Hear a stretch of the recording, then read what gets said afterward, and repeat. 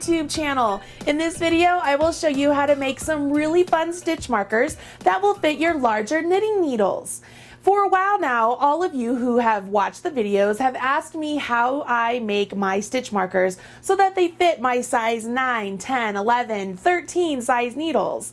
Well, I figured today I would gather all the materials and show you how to make these really great stitch markers. For the full list of the materials I'm going to show you here in a minute, you can look in the video description box right down there below, and there's a link directly to my blog with a list of all of these materials. While you're down there, go ahead and smash that like button and let me know you enjoyed this video and you're also going to make some stitch markers for yourself. Now, I want to preface all of this by saying I am not a beader, I am not a jewelry maker, I just play one on TV. Actually, I really like just to play around with beads and jewelry. Who doesn't? They're sparkly and they're fun. But if you really do want some really wonderful jewelry making videos, check out my friend Jill Wiseman. I'll put a link to her videos right there, and I'll also put a link to it down there in the video description box. She is simply amazing. So if you're a jewelry maker and you want to learn more about jewelry making, check out her videos. But if you're a knitter or a crocheter and just want to learn how to make some fun stitch markers, let me show you how to make these ones. Let's begin by looking at the materials. As you look down here, you can see I have a variety of materials kind of laid out, and these are just really the basics of what you should gather when you're going to start off making your stitch markers here. The first thing I want you to go ahead and get, and it seems really simple, is a beading mat. This is from Beadalon. It's just a little mat that it's a little bit fuzzy, and it really grabs at the beads so that way they don't go rolling all over the place. The next thing you're going to want to get are some crimp beads, and they come in a variety of sizes. I got size 1 and size 2, and I kind of play around with those two different sizes, so you can do the same thing, but you want crimp beads. Along with the crimping beads, you're going to need some Beadalon beading string wire. Now, I have used this string wire that is a size 7, just like this, and I've also used the beading wire that is a size 19. Both of them are really nice for these stitch markers we're going to make. The size 7, or I don't know if they're called size 7, but the 7 strand one is a little bit less flexible as the 19 strands, but both of them are fantastic. So you're going to get yourself some beading wire, okay? Along with the beading wire, you are also going to need some wire cutters, some really simple, I don't know what I call them nippers. And I will suggest that you get the ones that have like a little spring action in the center, because it just will make it so much easier for your hands as they're working along. And you will also need a crimping tool. So this particular tool right here is how we will use the crimp beads and crimp them around the beading wire as we use it. So you want to get yourself a crimping tool. Once you have those tools, the next thing is the fun part, right? It's getting the beads. And you can make it as simple as just getting some strands of beads that you can find at your local big box store like Michael's, Joann's, Hobby Lobby, AC Moore. There are all sorts of stores that carry beads like this, or you could go to an actual beading store. Totally up to you. I happened to get all of these at Michael's, and I just went through the beading aisle and grabbed beads that I thought looked pretty. Ones that I think would be really pretty on my knitting. If you don't want to go with this type, you could actually get packages of beads like this, and you'll see it has a variety of different beads in there. The biggest thing to pay attention when you're choosing your beads is pay attention to the hole. Okay, the hole of the bead, because you want to make sure that you will have a subsequent bead that can go next to it that will make it so it won't fall off of your wire. And the other thing is the weight of the bead. You can't tell on video, but these ones here, these are really light. These are wood beads, okay? But if they were glass beads, they'd be a lot heavier. And the reason that is important is as these beads hang off of your knitting, you don't want to have a whole bunch of really heavy stitch markers, correct? Maybe you could have one at your starting stitch marker that is a glass bead that's really pretty, but you want the others to be, relatively light. They'll be pretty, but you don't want them to be super heavy so that it weighs down your work. So pay attention to the weight of the beads that you're collecting together. If you're like me, you'll just go down the aisle and you will literally just grab a handful of beads and say, oh, all of those are pretty. I'll get to those at some point in time. Don't be shy. Don't hesitate. Gather all the beads. You won't be disappointed. Along with the string beads like this, I'm also going to suggest that you do get yourself some seed beads. And I'm going to bring over my little container here. All of these seed beads came whether they were in a string of beads like this, or they came in packages. And then I have this container that I got at Michael's, and I just put my beads in there as I didn't need all of them. So get yourself some seed beads that hopefully match the beads here you're using, because you can use them to help as the stopper stitches, stopper beads that I mentioned before. Okay, so these are the main materials you will need in order to make the stitch markers. So why don't we take a look at some of the stitch markers I have made. And here we go. Let me move all this out of the way so it's not distracting, hopefully. As you can see here, these are some really big stitch markers, right? These are relatively heavy. These would be my beginning of the row stitch markers. I wouldn't want all of these on one needle because they are really heavy. But I really like the way they look. I like having the big dramatic piece as the stitch marker. And what you can tell here as I take one off, this loop, let me see if I can move that up. This loop right here is the part that rests around the needle. So that part of our wire, of our beading wire, we want to make sure that it is big enough to fit the size of the needle that you're going to use your stitch markers on. Once you decide on that part, you have to decide how long does the rest of your wire have to be to accommodate the beads that you plan on using. Once you've done that, we will then cut the wire and we will begin assembly. We will put a crimp bead right up here up top, put all the beads we want here, and then put a crimp bead at the bottom, snip them together, and you'll have a really wonderful stitch marker. It really is that easy. And this one here, you can see it's really beautiful jade stone and some turquoise. And so it's really pretty. And these are size 11. This is a size 11 needle. And you can see all of the stitch markers fit on there really nicely. And they're just fun. They are fun to play around with. And it just adds a little bling to my knitting. So now that you know the materials, you've seen the stitch markers, how about we make one? Yeah? Okay, let's do this.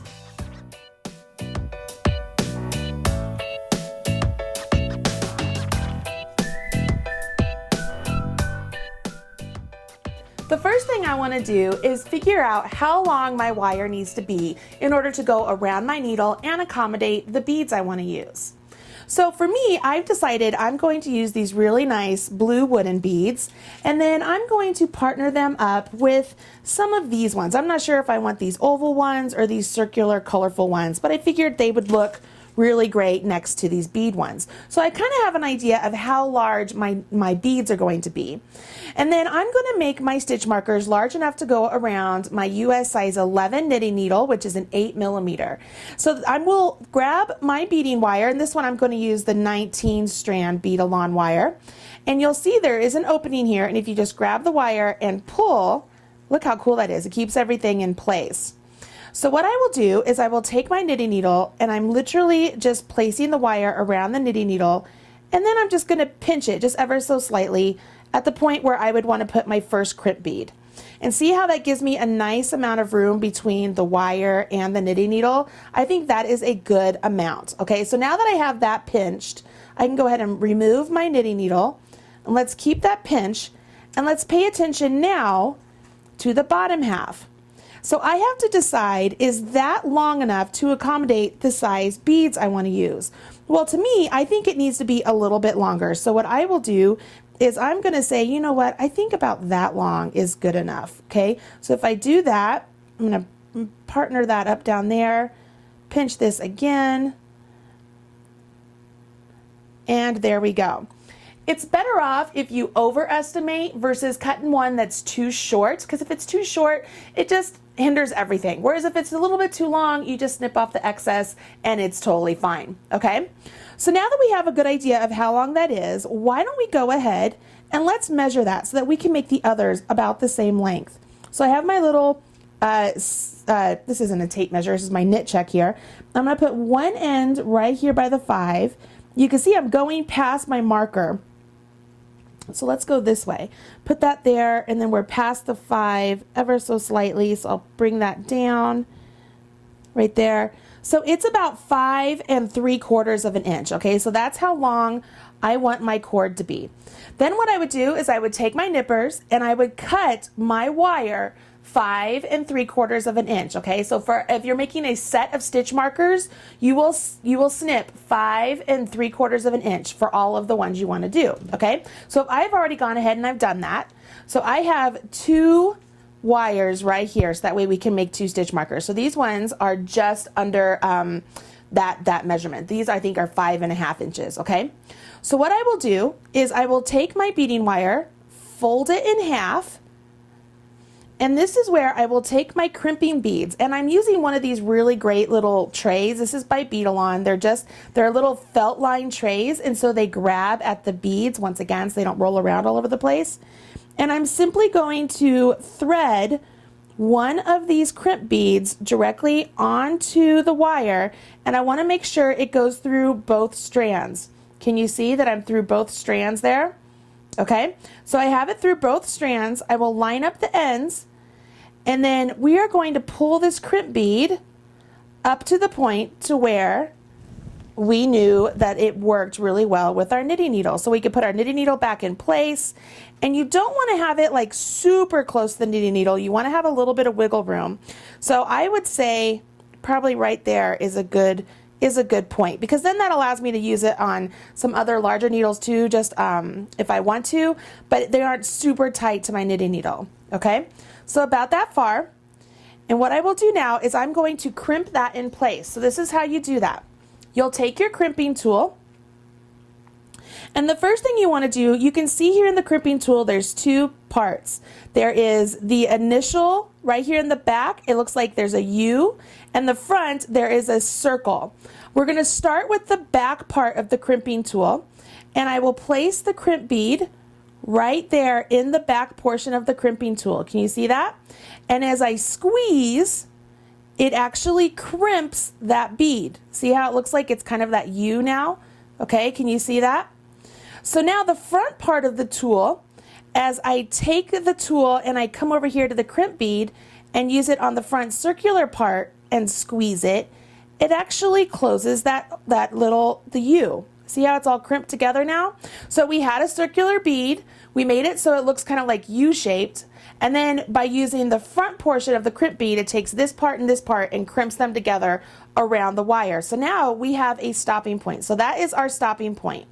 Okay, so now I can go ahead, I can open up my beads here.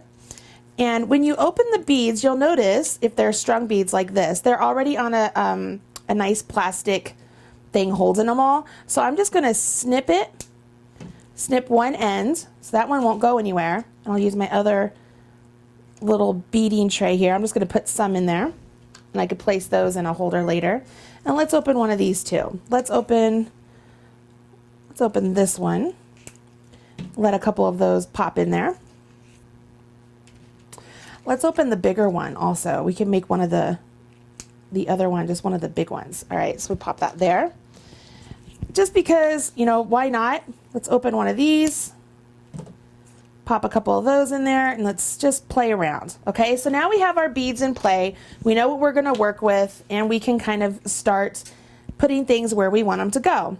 So we can try this out, and first take a bead and thread it onto the cord here. Really simple. And the first thing you want to make sure of is that it's not going to go over that crimp bead. So this one stops really nicely right there. Okay, so that's cool. I like purple. Let's go with purple. Maybe let's do one of the flat disc ones, and let's do this lime color. This is the fun part, right? Because you get to put together all sorts of different types. I like that, the lime. Let's see here. Let's go ahead and grab one of the big wooden blue ones.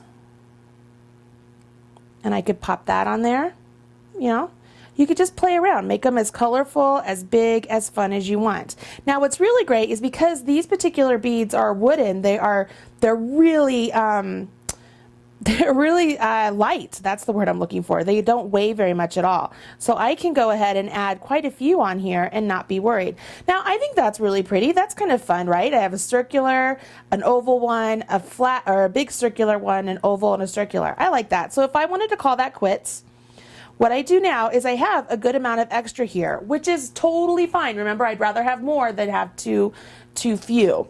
So I can bring in my crimping beads again, and let's grab another crimping bead, and we will thread it onto our wire here as I can do it. This is not exactly the easiest to do on camera. Okay, so I'm making sure that it's through both ends of the wire. Crimping bead is there, and we simply crimp that bead again, okay? So I'm gonna put it on the back portion of the crimper first. So I come in, crimp it, and then snip that closed, not snip it, but crimp it closed, just like that. Now I have this extra wire here. I take my wire cutters, come up right up next to the crimp bead, snip them closed, and I have a really cool stitch marker. Check that out. There's my stitch marker. Something really fun and really easy. Pretty easy, right? Now, why don't we go ahead and make another one with a little bit of a bigger, more decorative bead. You can kind of see how I work through that one.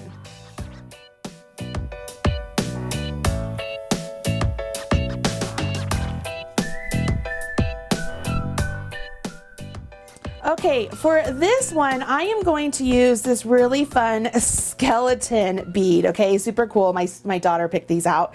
And so we're gonna start off again, like the first way we did is folding the wire in half and then grabbing our crimp bead, right? This is our crimping bead.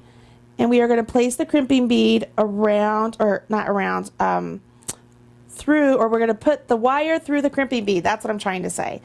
Thread the crimping bead up. I want to make sure that it does fit around my knitting needle. Pretty good. I like it. I like it. I can come up a little bit more than what that shows right there. I like that one. Okay, so now that I have the crimp bead in place, I need to actually crimp it. So I grab my crimping tool. I'll start off with the back portion first. I don't know if you can see it or not. There's the back portion, and I will squeeze it. And then I come up here to the front, and you'll notice that I'm turning it 90 degrees and squeeze that closed. So I have crimped that bead right there. Okay, so now I have my crimped bead in place, and I can begin to thread the actual stitch marker. So I am going to begin this one. I'm going to begin with the round one again because I liked it. I thought that was pretty, the round one. Okay, make sure I go through both wires, and when I come up here, it doesn't go through, so that's perfect. Let's see here. Let's do a blue, larger round one. I like that. Let's do the pièce de résistance. This is the skeleton. Pink skeleton, super fun, right? Oh, that is cute. Now I could decide right now, because this hole down here is really small, I could put a crimp bead right there and call it quits. But because I like some sort of symmetry, I think I'm gonna go ahead and add another blue, or right down here, turquoise color. I like that. I think that's pretty. And I don't think I want to add another pink. And I don't have another pink down here. I don't want another color. So I like that. So it was pink, blue, pink, blue. That's pretty, at least in my mind. So right here at the end, super easy. I'm going to grab a crimping bead once again, and pull one out of here. Let's see. Find whatever way is easiest for you to get them on. And just so that you guys know, the larger the number of the crimping beads, so the size 2 is a little bit larger than the size 1s, just in case you were curious. And now we get a crimp again. So I'm going to place it with my crimping tool, squeeze that closed, and then go to the front of the crimping tool, squeeze that closed, and just give it a nice squeeze. So now that's all crimped up. Take my wire cutters and come up right flush to the edge and give it a good snip. Let me see here. I think there we go. And I have a really cute stitch marker. Oh my gosh, that was adorable. Alora's gonna love that. And it fits right there perfect. And here's what's really cool, is because we have used the same type of beads, even though we've used a different decorative bead here, it actually still matches and could go as a set with the first bead we created.